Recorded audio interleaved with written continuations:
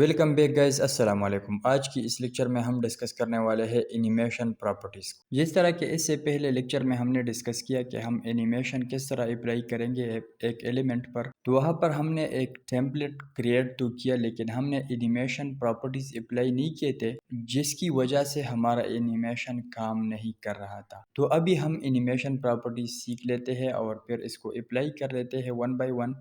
First four properties तो आप समझ चुके हैं। जो लास्ट पे हमारे एनिमेशन इटरेशन काउंट है, इसका मतलब है कि हमारा ये एनिमेशन कितना टाइम होना चाहिए। इसी तरह एनिमेशन डायरेक्शन नॉर्मल होना चाहिए, रिवर्स, अल्टरनेट या अल्टरनेट रिवर्स। नॉर्मल का मतलब ये है कि ये ए टू बी की तरफ मोशन कर जाए। रिवर्स का मतलब ये है कि बी टू ए पोजीशन की तरफ। इसी तरह alternate mean from A to B, from B to A. इसी तरह alternate reverse mean from B to A, from A to B. अभी इसी तरह एक एनिमेशन क्रिएट करने के लिए वीएस कोड की तरफ चलते हैं। तो बॉडी टैग के अंदर मैंने एक डिव लिया है, उसमें एक टाइटल दिया है एनिमेशन।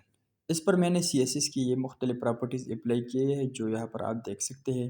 फर्स्ट ऑफ ऑल मैं टेम्पलेट क्रिएट करना चाहता हूँ, तो यहाँ पर मैं लिख लेता हूँ @ की फ्रेम और एनिमेशन नेम लाइट। मैं लाइट एनिमेशन नेम दे देता हूँ और यहाँ पर फ्रॉम और टू लिख लेता हूँ। तो फ्रॉम में मैं लिख लेता हूँ बैकग्राउंड कलर। मैं बैकग्राउंड कलर यहाँ पर दे देता हूँ। मैंने जो बैकग्राउंड कलर किए उसी को कॉपी कर लेता हूँ। तो यहाँ से इसको कॉपी करके यहाँ पर पेस्ट कर लेते हैं। तो बैकग्राउंड कलर हमारा स्टार्ट में ये होना चाहिए और फिर टू मैं लिख लेता हूँ कि बैकग्राउंड कलर का एंड इस कलर पे हो। तो मैं यहाँ पर टू में बैकग्राउंड कलर दे देता हूँ। मैं वाइट दे देता हूँ, आप जो भी देना चाहे वो आप दे सकते हैं। इसी तरह बैकग्राउंड कलर के साथ साथ मैं बॉक्स शेडो भी देना चाहता हूँ कि हमारा बॉक्स शेडो भी साथों साथ चेंज होता रहे।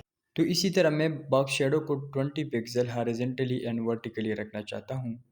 तो 20 पिक्सल हमारे पास ये वर्टिकली भी हो। इसी तरह स्प्रेड भी 20% हो, 20 पिक्सल सॉरी, और इसी तरह ब्लर भी 20 पिक्सल हो और कलर में दे देता हूँ वाइट। अभी इसको सेव कर लेते हैं, वेब पेज की तरफ चलते हैं।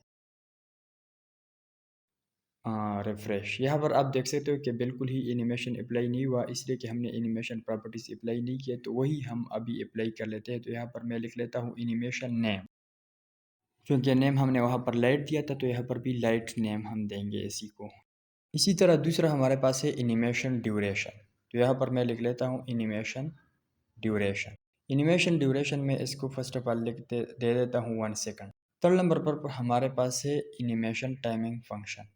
तो एनिमेशन टाइमिंग फंक्शन में मैं इसको कर लेता हूँ लीनियर। आप जो भी देना चाहे, ईज इन, ईज आउट, ईज, आप जो भी प्रॉपर्टी यूज़ करना चाहे आप दे सकते हैं। मैं चलो ईज इन कर लेता हूँ। फोर्थ नंबर पर हमारे पास है एनिमेशन डिले। यहाँ पर मैं इसको 0 सेकंड दे देता हूँ। आप जो भी वैल्यू देना चाहे दे सकते हैं।